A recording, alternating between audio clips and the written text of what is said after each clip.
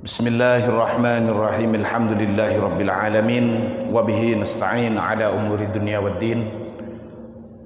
Asyhadu an la ilaha illallah wa asyhadu anna Muhammadar Rasulullah. Allahumma salli ala sayyidina Muhammadin al-Fatih lima ughliqa wal khatimi lima sabaqa nasiril haqqi bil haqqi wal hadi ila siratikal mustaqim wa ala alihi haqqa qadrihi wa miqdarihil azim. Rabbi syrah li sadri wa yassir li amri wahlul 'uqdatam min lisani yafqahu qawli, amma ba'd. Radhiyallahu an syekhina wa wasilatina ila rabbina Sayyidi Syekh Abil Abbas Ahmad bin Muhammad At-Tijani radhiyallahu an wa radhiyallahu an musannifi hadzal kitab Samahatul Imam Salahuddin At-Tijani Al-Hasani radhiyallahu an. Para hadirin wal hadirat jamaah sekalian rahimakumullah. Alhamdulillah, malam hari ini kita bisa meneruskan pengajian rutin kita. Mudah-mudahan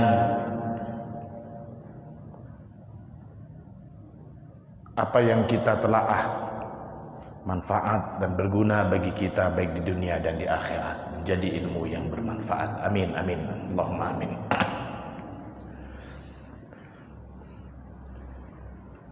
Bismillahirrahmanirrahim.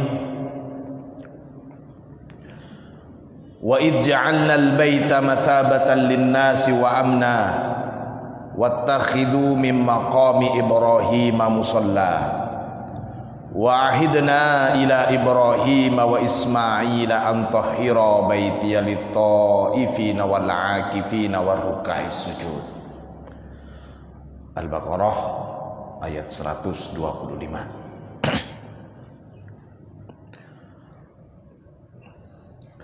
Wa idjalna, dan ingatlah ketika kami menjadikan al-baita, yakni menjadikan Baitullah mathabatan linnas.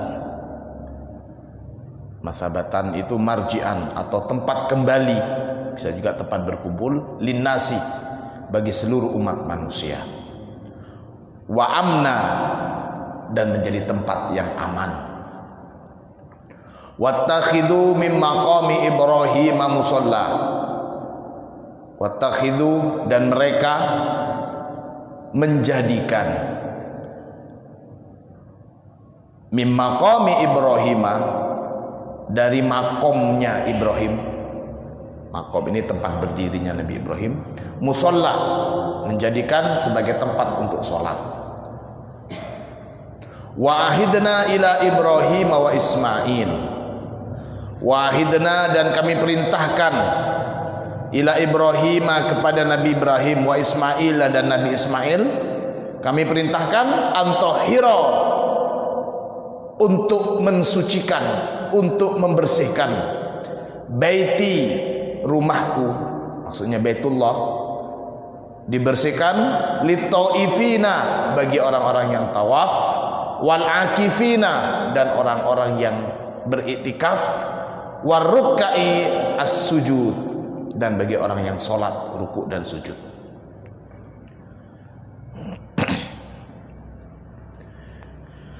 Wa idh ja'alna baita mathabatan linnas.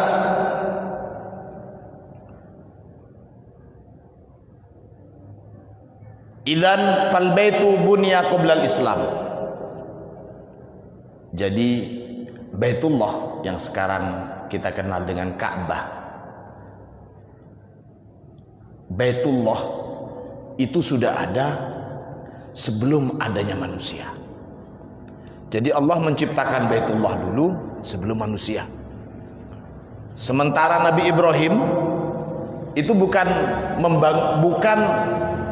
bikin Baitullah, tapi meninggikan. Sebelum Nabi Ibrahim membangun Ka'bah, Baitullah itu sudah ada. Ini maksudnya. Wa ba'da binaihi ja'alahu Allah ta'ala mathabatan linnas.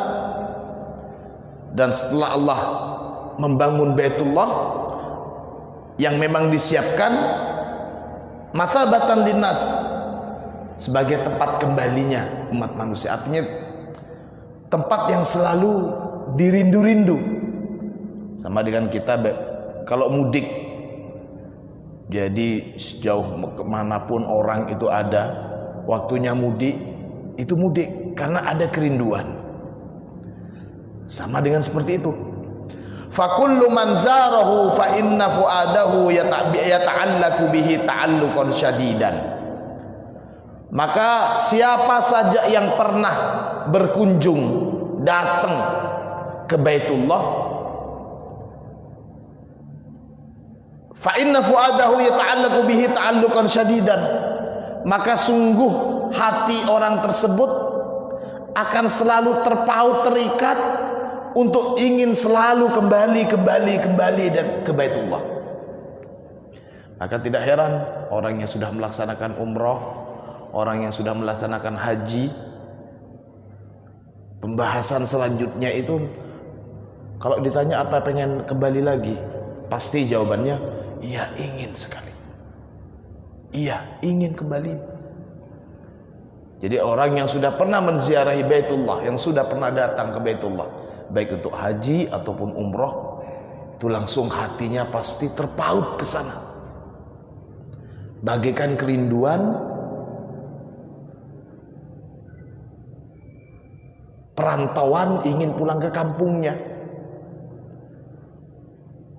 Mau yang dari Sidumoro, mau yang dari Bululawang, mau yang dari Turen, kelahiran Sudimoro, kelahiran Turen, kalau sudah pernah sampai ke Baitullah itu serasa Baitullah itu adalah kampung halaman, selalu ingin kembali, selalu ingin kembali. Ini maksudnya fa inna fuadahu yata'allaku bihi ta'alluqan syadidan. Kaifala, bagaimana tidak punya perasaan ingin kembali, ingin datang. Wahia da'watu Ibrahim alaihissalam. Karena rasa kekangenan seperti itu, yang pertama itu merupakan doanya Nabi Ibrahim.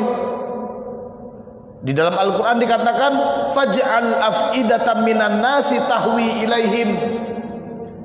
Faj'al, maka jadikanlah ya Allah, af'idatan minan nas, hati-hati sebagian manusia, tahwi ilaihim, condong.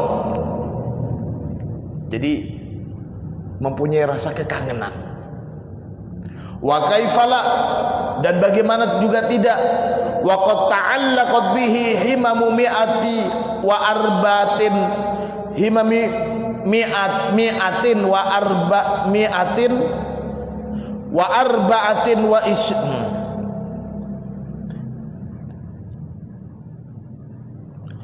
wa qad ta'allaqat bihi himamu mi'atin wa arba'atin wa isrina alfa nabiyyin. Jadi selain Baitullah itu memang doanya Nabi Ibrahim bikin orang tertarik ingin datang terus. Di Baitullah itu juga seperti adanya magnet, di mana lebih dari 140.000 nabi. Nah ini. Jadi kalau nabi itu banyak, bahkan menurut riwayat tidak terhitung saking banyaknya. Nabi itu banyak, dan semua nabi termasuk Rasul itu pernah tawaf di Baitullah. Bahkan konon di Masjidil Haram itu, di Masjidil Haram itu di bawahnya itu termasuk banyak kuburannya para nabi di sana. Jadi di Masjidil Haram itu banyak kuburan-kuburan para nabi. Jadi nggak benar kalau dia mengatakan kalau masjid tidak boleh ada kuburan. Tidak benar itu. Di Masjidil Haram, mau yang di Nabawi, sudah jelas Nabi Muhammad, Abu Bakar, dan sahabat Umar itu ada di Masjid Nabawi. Nah di Masjidil Haram itu banyak sekali kuburan-kuburan para nabi, nabi-nabi terdahulu tentunya.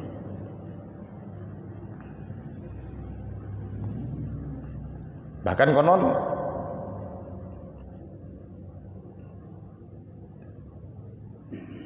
sebagian nabi ada juga yang kuburannya di Baitullah. Baitullah itu bukan cuma Ka'bahnya saja. Hijr Ismail ada lingkaran sedikit, itu termasuk dalamnya Baitullah. Yang di luar Ka'bah dan Hijr Ismail itu di luar Baitullah. Kalau yang bagian sana itu di dalamnya Baitullah. Mau yang di dalam Baitullah ataupun yang sekitaran Baitullah yang sekarang semuanya sudah menjadi Masjidil Haram, itu banyak kuburan-kuburan para nabi.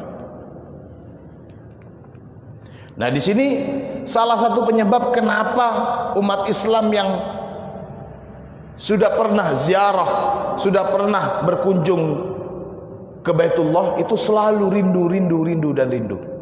Mudah-mudahan yang belum sempat ke sana Allah takdirkan segera bisa berkunjung ke tanah suci. Mudah-mudahan kita mendapatkan segera anugerah bisa ziarah ke Baitullah dan ke Rasulullah sallallahu alaihi wasallam. Amin amin Allahumma amin.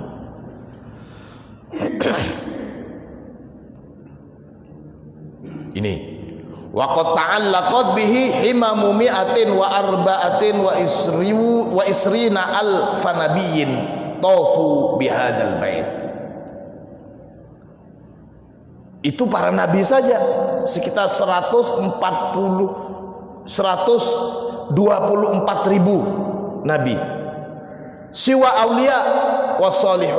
auliya wassalihin, belum lagi para wali-waliullah yang sudah tawaf di Baitullah, belum lagi orang-orang yang soleh.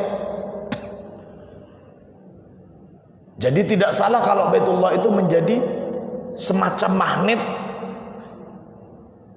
dan kita manusia itu bagaikan besi yang selalu ingin dekat ke magnet itu.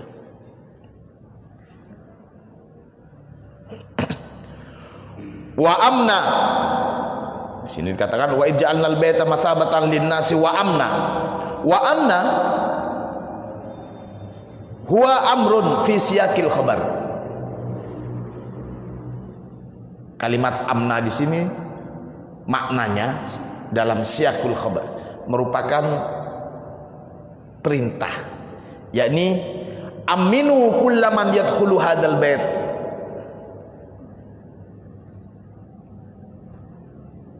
Walaqad kana hadzal baitu amnan likulli man dakhalahu hatta fil jahiliyah.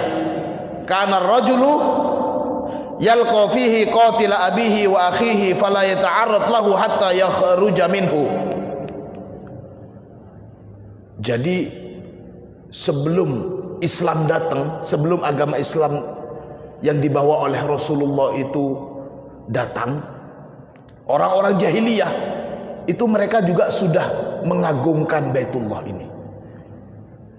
Baitullah, sekitaran Ka'bah itu memang, Ka'bah dan sekitarnya itu memang sudah menjadi tempat yang keramat sejak dulu. Menjadi tempat yang keramat. Termasuk di masa jahiliyah. Ada satu kisah seorang pemuda ketika zaman jahiliyah dulu, ketika dia sedang tawaf di Baitullah itu, dia melihat seseorang yang membunuh bapak dan saudaranya. Jadi ada orang yang membunuh bapak dan saudaranya, dicari-cari gak ketemu, mau balas dendam mungkin. Suatu ketika dia melihat si pembunuh bapak dan saudaranya itu sedang tawaf di Baitullah. Nah, karena dia melihat sedang ada di Baitullah, maka si pemuda tadi nggak berani untuk melakukan balas dendam di sekitaran Baitullah, karena memang menjadi tempat yang keramat. Mungkin kalau bahasa kita sekarang pemali atau takut balaknya. Jadi mereka juga sudah tahu. Mereka juga sudah tahu. Seperti sa'i. Sa'i juga seperti itu. Bukan cuma umat Islam. Sebelum Islam datang, orang-orang kafir Quraisy itu biasa mereka melakukan sa'i. Dan di atas Bukit Safa dan Marwah itu mereka bangun patung. Maka ketika Islam datang dan Nabi menyuruh untuk tawaf dan sa'i, para sahabat itu enggan. Para sahabat enggan untuk melaksanakan sa'i. Kenapa? Karena sa'i itu mereka anggap sebagai tradisi dan siarnya jahiliyah. Wah, itu anunya orang jahiliyah, gak pantas umat Islam ke sana. Orang jahiliyah juga, orang kafir-kafir juga biasa sa'i itu. Sampai turun ayat Inna Safa wal Marwata min sya'airillah. Sesungguhnya Bukit Safa dan Bukit Marwah itu termasuk syiarnya Allah. Jadi bukan syiarnya orang jahiliyah. Maka setelah datang ayat ini, baru orang-orang muslim, para sahabat mau melakukan sa'i. Nah, begitu juga dengan kekeramatan Baitullah ini. Jadi orang-orang jahiliyah itu juga sebelum datang Islam mereka sudah mengkeramatkan Baitullah. Bahkan sebagaimana cerita tadi, setelah lama dicari pembunuh bapak dan saudaranya, kemudian melihat ada di tawaf di Baitullah, gak berani diutak-atik. Setelah selesai tawaf di Baitullah, barulah si pemuda ini balas dendam kepada si pembunuh bapak dan saudaranya. Tuh. Wattakhidhu min maqami Ibrahim musalla. Wattakhidhu, dan mereka menjadikan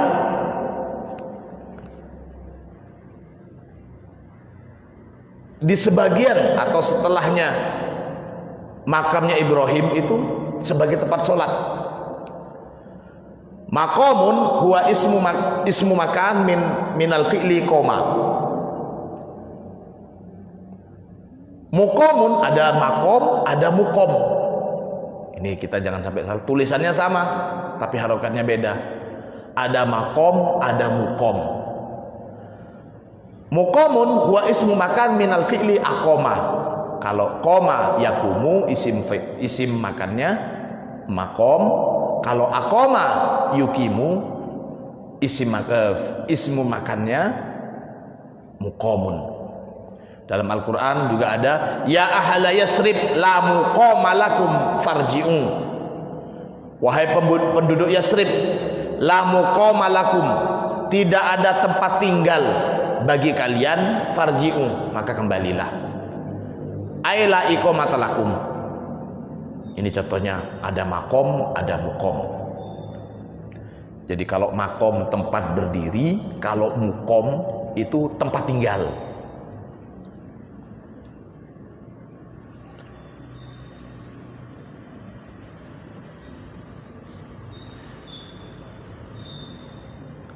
Kanal muslimuna yataharrajuna ayyusallu khalfa maqami Ibrahim. Ini lagi. Dulu itu, kalau sekarang sudah jadi rebutan itu, setelah tawaf, orang yang baru selesai tawaf, baik yang haji atau umroh, mereka selalu berebutan ingin sholat sunat pas di belakangnya maqam Ibrahim. Dulu sebelum turun ayat ini, al-muslimun yataharrajuna ayyusallu khalfa maqami Ibrahim.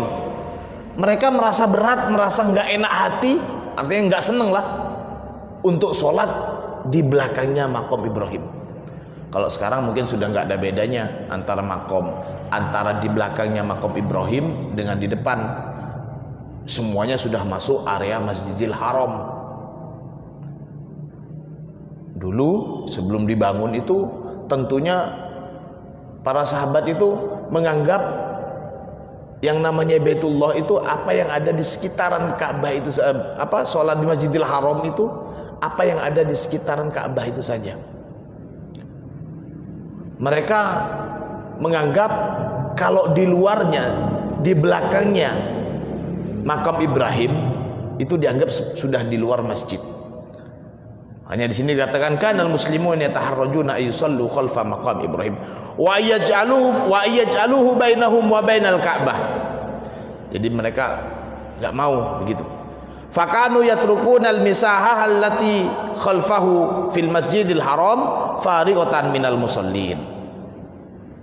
Jadi di belakangnya makam Ibrahim nggak ada yang mau sholat dulu. Faqala Sayyiduna Umar bin Khattab li Rasulillah, ala nattakhidhu min maqami Ibrahim musalla. Mungkin saking banyaknya orang sudah. Nah, Sayyidina Umar tanya ke Rasulullah, ya Rasulullah, apa enggak lebih baik kita juga menjadikan kawasan di daerah setelahnya makam Ibrahim itu sebagai tempat sholat juga? Jadi sahabat Umar yang muslim seperti itu. Fanazala qauluhu ta'ala, lantas turunlah. Ini termasuk asbabun nuzulnya ayat ini. Wattakhidhu mim maqami Ibrahima musalla. Itu. Pun amma maqam Ibrahim faqad aqama fi maqamat katsirah. Amma muqam Ibrahim, maqam ini bisa tempat tinggal atau bisa juga kita maknai sebagai derajat atau kedudukan. Jadi ayat ini memang membicarakan, mengisahkan tentang Nabi Ibrahim dan Nabi Ismail. Di sini dikatakan Nabi Ibrahim itu inna Ibrahim al-halimun awwah munibun. Inna Ibrahim kana ummatan qanitan lillahi hanifan wa lam yakun minal musyrikin, dan seterusnya dan seterusnya.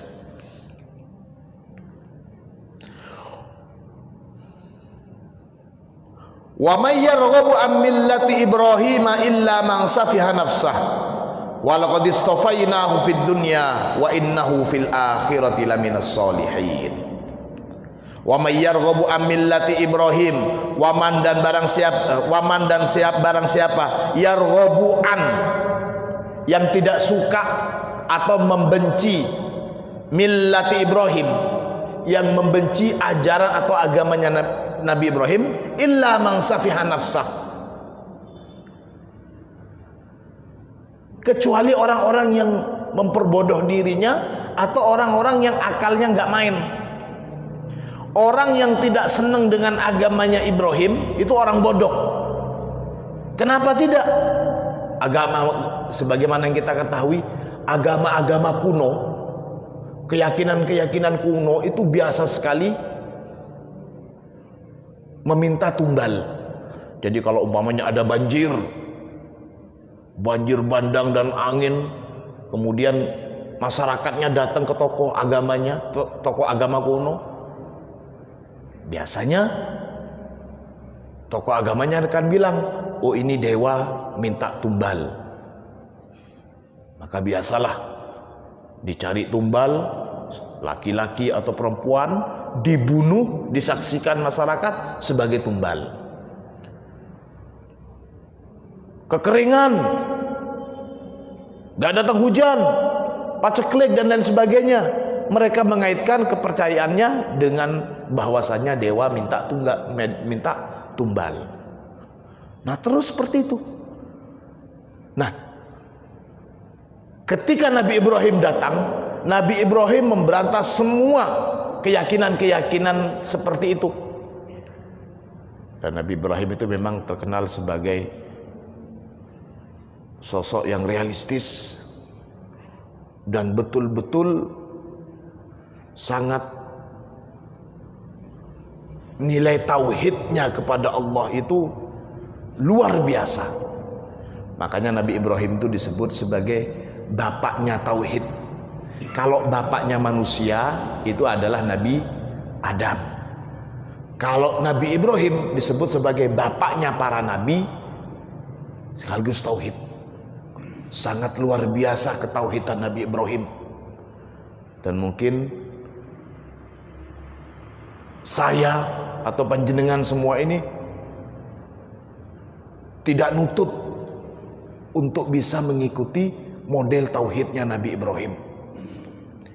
Salah satu contoh, saking yakinnya kepada Allah, saking menyatunya tauhidnya Nabi Ibrahim itu sudah tingkat ketauhidan yang sudah tingkat luar biasa. Ketika oleh Raja Namrud, Nabi Ibrahim dilempar ke bara api, Konon ada yang bilang sudah masuk api, ada yang bilang perjalanan, artinya saat sebelum masuk api malaikat Jibril datang. Jadi tanpa diketahui oleh manusia, malaikat Jibril datang ke Nabi Ibrahim. Alakah hajah? Tanya kepada Nabi Ibrahim, wahai Ibrahim, apa kamu butuh bantuan saya? Jadi Ibrahim sudah dilempar ke api. Kita sudah dengar semua kisah Nabi Ibrahim dilempar ke api. Nah, sebelum sampai di api, itu malaikat Jibril langsung datang. Wahai Ibrahim, apa kamu butuh bantuan saya? Jawabannya Nabi Ibrahim, kalau dari kamu nggak perlu. Jadi mau dibantu oleh malaikat Jibril. Malaikat Jibril ini yang membantu. Nabi Ibrahim bilang, nggak perlu kalau dari kamu. Kemudian malaikat Jibril bilang, ya kalau begitu segeralah kamu minta bantuan kepada Allah. Kalau kamu nggak mau minta bantuan saya, kamu segera berdoa minta bantuan kepada Allah. Jawabannya Nabi Ibrahim, saya begini Allah Maha tahu keadaan saya. Allah sudah tahu keadaan saya. Dan ini adalah kehendak Allah. Ya biarin saja, nggak apa-apa. Kenapa? Sudah mau dibakar. Dan kalau Nabi Ibrahim berdoa, sebelum berdoa sudah mau dapat pertolongan, mau dibantu malaikat Jibril, nggak mau. Suruh minta tolong ke Allah supaya tidak kena api, supaya tidak mati terbakar. Nabi Ibrahim bilang, ya ini kan kehendak Allah, ya biarin saja. Artinya Nabi Ibrahim sudah siap mati terbakar, karena itu mungkin yang diinginin oleh Allah. Jadi nggak masuk akal model tauhidnya Nabi Ibrahim ini. Artinya kalau kita kan mungkin gagal panen saja, ya Allah, sepertinya kita menjadi orang yang paling susah sedunia ini. Nabi Ibrahim melihat ini sudah dibakar dan melihat mungkin ini adalah kehendak Allah, ya sudah biarin. Dan ternyata karena model tauhidnya Nabi Ibrahim ini tidak masuk akal, maka bantuan dari Allah juga tidak masuk akal. Maksudnya tidak masuk akal itu tidak bisa akal sehat menerima. Api yang biasanya membuat melahap atau bikin panas orang, ternyata api yang menyentuh Nabi Ibrahim itu menjadi sejuk dingin. Sebagaimana di dalam Al-Quran, ya naru kuni bardan wasalaman ala Ibrahim. Itu nggak masuk akal. Ya karena memang model tauhidnya Nabi Ibrahim nggak masuk akal juga. Disuruh nyembelih anaknya, itu cobaan Nabi Ibrahim juga. Disuruh nyembelih anaknya, anak yang sudah didambakan sejak lama, nurut saja Nabi Ibrahim. Kok bisa bapak mau menyembelih anaknya? Itu model tauhidnya Nabi Ibrahim. Karena Nabi Ibrahim ingin melakukan sesuatu yang tidak masuk akal. Jelas tidak masuk akal seorang bapak mau menyembelih anaknya, itu sesuatu yang tidak masuk akal, tidak bisa diterima oleh akal sehat. Maka bantuan dari Allah juga sesuatu yang tidak masuk akal, langsung dirubah menjadi domba, dan Nabi Ismail selamat. Banyak lagi kisah-kisah petualangan atau contoh-contoh ketauhidan Nabi Ibrahim yang tidak masuk akal. Saya tidak ingin menyatakan ayo kita tiru Nabi Ibrahim, karena itu sesuatu yang saya yakin bukan sesuatu yang bisa diusahakan. Itu adalah sesuatu yang merupakan anugerah dari Allah Subhanahu wa ta'ala.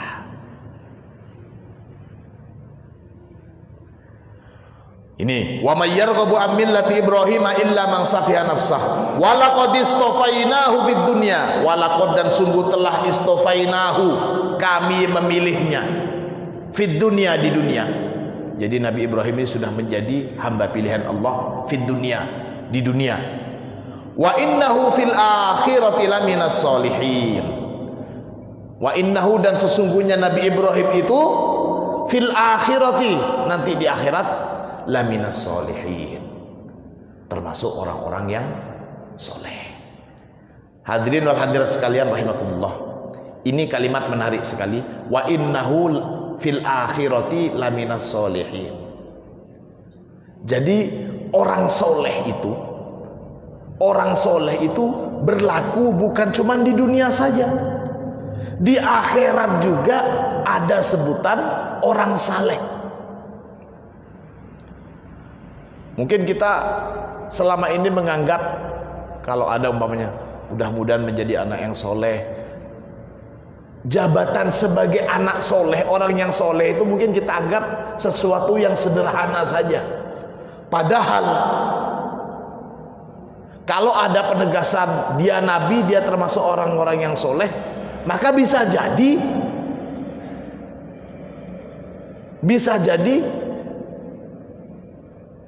bahwasanya para nabi itu juga untuk bisa meraih kesolehan itu bukan sesuatu yang gampang. Di sini dikatakan wa maqamus shalah hadza tasyrifun. Kedudukan sebagai orang yang soleh itu tasyrifun, merupakan satu kemuliaan. Li'annahu yastamirru fil akhirati aidan.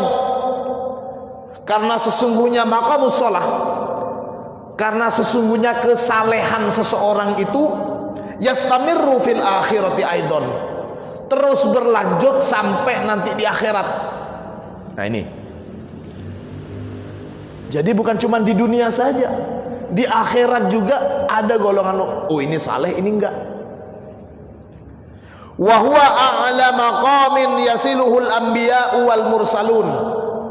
Kesalehan seseorang itu merupakan satu derajat yang paling tinggi yang bisa sampai kepadanya para nabi dan para rasul. Jadi untuk para nabi dan para rasul juga ada sebutan-sebutan nabi yang soleh, rasul yang soleh. Bukan cuma anak yang soleh, bukan cuma orang yang soleh. Karena kesalehan itu juga menjadi satu derajat di mana para nabi juga, sebagian nabi dijulukin sebagai nabi-nabi yang soleh oleh Allah Subhanahu wa taala. Di sini dikatakan annallaha yubashshiruka bi Yahya musaddiqan bi kalimatin minallahi wa sayyidan wa hasuran wa nabiyyan minas solihin. Nah ini,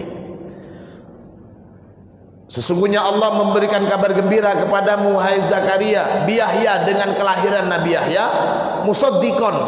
Nabi Yahya itu musaddiqan, membenarkan, bi kalimatin, kalimat minallahi dari Allah, wa sayyidan, dan Yahya itu juga sayyidan, menjadi pemimpin, wa hasuran, dan orang yang bisa menahan diri, wa nabiyan, dan Nabi Yahya ini juga menjadi seorang nabi, minas solihin, menjadi seorang nabi, dan dia juga menjadi termasuk orang-orang yang soleh. Wa Zakaria wa Yahya wa Isa wa Ilyas kullun minas solihin. Nah ini ayat-ayat yang menyatakan para nabi juga sebagai seorang yang soleh. Waluton atainahu hukma wa ilman wa najjainahu minal qaryati allati kanat ta'malul khaba'is innahum kanu qauman su'in fasikin wa adkhalnahu fi rahmatina innahu minas solihin. Nah ini, wa Ismail wa Idris wa Dzal Kufli kullu minas solihin wa adkhalnahum fi rahmatina innahum minas solihin. Ini ada kalimat menarik. Wa adkhalnahu fi rahmatina innahu minas solihin. Wa adkhalnahum fi rahmatina innahum minas solihin. Wa adkhalnahum fi rahmatina.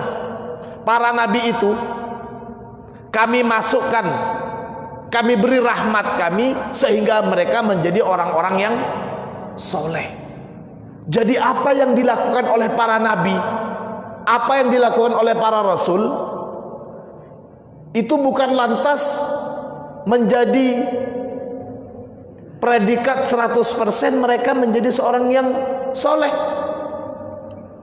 Masih ada bantuan Allah berupa rahmat dari Allah. Apalagi kita. Kalau nabi, kalau rasul saja itu oleh Allah diberi rahmat, kemudian dengan rahmat itu menjadi orang yang soleh, apalagi kita, apalagi anak-anak kita, apalagi keluarga kita. Maka jangan pernah kita menganggap bahwa ibadah yang kita lakukan, kebajikan yang kita lakukan itu serta-merta menjadikan kita sebagai orang yang soleh. Tanpa rahmat Allah, tanpa anugerah Allah, kita tidak mungkin pantas menjadi orang yang soleh. Itu maksudnya. Jadi jangan pernah kita mempunyai pikiran karena rajinnya ibadah yang kita lakukan, karena zikir yang kita lakukan, serta merta terbersih dalam hati kita, ini loh saya ini termasuk golongan orang-orang yang soleh. Naudzubillah. Kesalehan seseorang itu sama sekali bukan dari amal yang dia lakukan, tapi kesalehan seseorang itu adalah anugerah dari Allah. Mudah-mudahan kita semuanya, keluarga kita termasuk orang-orang yang diberikan gelar kesolehan oleh Allah Subhanahu wa taala, baik dunia dan akhirat. Mudah-mudahan anak-anak kita menjadi anak-anak yang solehin dan soleha, dan kita menjadi anak-anak yang solehin dan soleha. Al-Fatihah. A'udzubillahi minasyaitonir rajim. Iyyaka na'budu wa iyyaka nasta'in. Ihdinas siratal mustaqim. Shiratal ladzina Kurang berapa menit? Baik, saya teruskan. Sebelum saya teruskan, mungkin ada yang mau bertanya, monggo. Silakan kalau ada yang mau bertanya sebelum saya teruskan.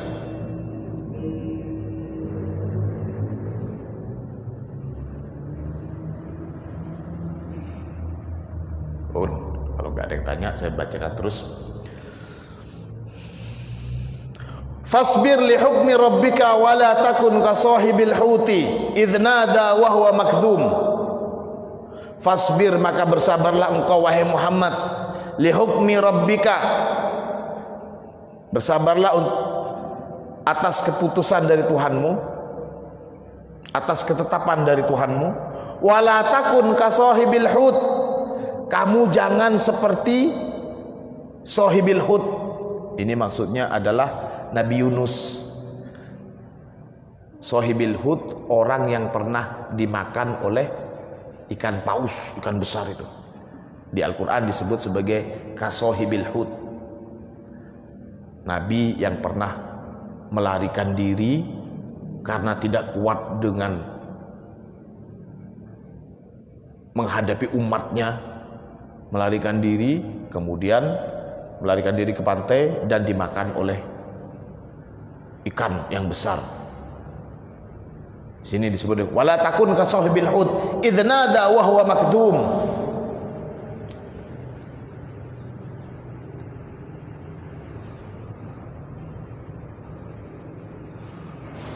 Laula an tadarakahu nikmatun min rabbih lanubida bil ara'i wa huwa madmum fajtabahu rabbuhu faja'alahu minas solihin. Sabar kamu Muhammad ya, jangan tiru seperti Nabi Yunus itu. Waduh, itu nggak benar itu. Nah, istilahnya begitu. Kalau bukan karena dia menjadi pilihan Tuhannya, maksudnya Nabi Yunus itu, kalau bukan karena pertolongan dari Allah, nggak mungkin Nabi Yunus itu menjadi orang yang soleh. Tapi karena bantuan dari Allah, karena rahmat Allah, faja'alahu minas solihin. Maka meskipun dia sudah lari dari umatnya, sudah sampai dimakan ikan, tapi dia tetap dikasih rahmat. Nah, ini juga menjadi harapan bagi kita. bagi kita yang di masa lampau umpamanya bergelimang dengan dosa, kita harus optimis bahwa Allah bisa saja memberikan rahmat dan menjadikan kita termasuk kekasih Allah Subhanahu wa ta'ala, meskipun secara ibadah, secara amalan kita ini jauh dari ibadah atau golongan-golongan orang yang dekat dengan Allah. Tapi kalau Allah berkehendak, makanya kita jangan pernah meremehkan seseorang hanya karena kita merasa ibadah kita lebih dari orang lain. Semuanya itu termasuk atau menjadi sesuatu yang tidak bisa dicampur adukan sebagai kehendak Allah.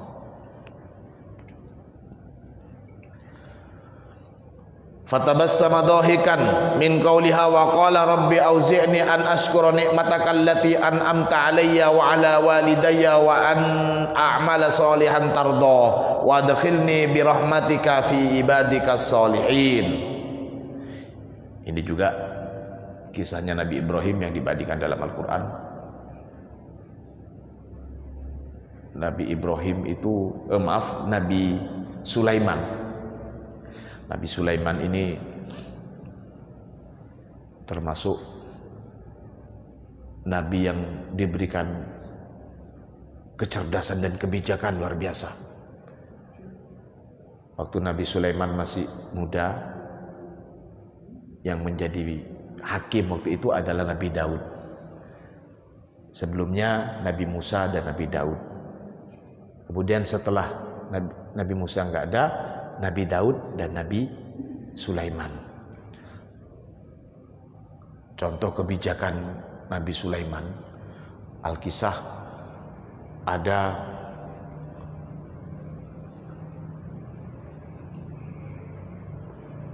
ini sudah ada, ceritanya panjang, biar nanti yang akan datang saja saya ceritakan. Saya teruskan di sini. Qala Rasulullah sallallahu alaihi wasallam, berkaitan dengan orang-orang yang saleh. Siapa sebenarnya orang-orang yang saleh itu? Innahu idza qala ahadukum assalamu alaina wa ala ibadillahi sholihin asabat kullu abdin sholihin fis samai wal ard. Bahwasanya ketika ada yang mengucapkan assalamu alaina wa ala ibadillahi sholihin. Kapan kita menyebut ini? Ketika pembacaan tahiyat, ya. Assalamu alaina wa ala ibadillahi sholihin. Kita mengucapkan assalamu alaina, salam kesejahteraan bagi kami, wa ala ibadillahi sholihin, dan kepada hamba-hamba Allah yang soleh. Siapa hamba-hamba yang soleh di sini? Siapa yang kita ucapkan di dalam sholat itu siapa? Di sini dikatakan asobat kulla abdin solihin fis samai wal ardi. Jadi yang dimaksud dengan hamba soleh yang kita doakan dalam sholat kita ini adalah semua hamba soleh fis samai, baik yang ada di langit, wa fil ardi, dan juga yang ada di bumi. Bagaimana hadis? Sana dikatakan hada juz'un minal hadisil marwi fin nasa'i fi sunani al-kubra an Abdullah bin Mas'ud qala kunna natashahhadu fi shalah fanaqul assalamu ala Allahi qabla ibadih, assalamu ala Jibril, assalamu ala Mikail, tu'addadu lil malaikah. Jadi ada sahabat dulu ketika baca tasyahud, mungkin karena inginnya kelihatan, bahasa kitanya sok mahusuk, itu dalam tahiyat itu kan membaca salam, ada assalamu alayka ayyuhan nabiyyu wa rahmatullahi wa barakatuh, assalamu alayna. Jadi salamnya kepada Nabi dan kepada kita. Nah, ada sebagian sahabat bukan cuma kepada Nabi, tapi assalamu ala Allah, assalamualaikum ya Allah. Jadi mengucapkan salam kepada Allah, assalamu alayka. Di sini dikatakan assalamu ala Allah qabla ibadih, assalamu ala Jibril. Sebelum salam ke Nabi Muhammad, dia ngucapin salam kepada Allah, ngucapin salam kepada malaikat. Maka langsung ditegur oleh Nabi. Setelah sholat Nabi bilang, innallahu wassalam fa idza jalasa ahadukum fis sholati falyakul Innallahu wassalam. Sesungguhnya Allah itu adalah zat salam itu sendiri. Jadi nggak usah mengucapkan assalamu alallah, karena Allah itu adalah assalam itu sendiri. Allah zat assalam, makna assalam itu sendiri adalah termasuk asma Allah. Jadi nggak perlu kita, umpamanya kita masuk rumah nggak ada orang, sebagai assalamu alayka ya Allah, nggak perlu. Ada memang riwayat yang menyatakan meskipun tidak ada orang kita masuk rumah, kita tetap mengucapkan assalamu alaikum. Itu bukan kepada Allah objeknya, tapi kepada makhluk yang ada di rumah itu. Kita ucapin salam. Ketika kita lewat kuburan, kita bilang assalamu alaikum ya ahlal kubur. Kita masuk rumah, meskipun rumah kita, kamar kita kosong, kita mengucapin assalamualaikum warahmatullahi wabarakatuh. Minimal kita mengucapkan salam kepada malaikat-malaikat yang ada di kiri dan kanan kita. Ini sebagai ta'adduban. Para hadirin dan hadirat sekalian rahimakumullah, saya kira ini saja dulu pengajian kita, mudah-mudahan bermanfaat. Al-Fatihah. Bismillahirrahmanirrahim. Iyyaka na'budu wa iyyaka nasta'in.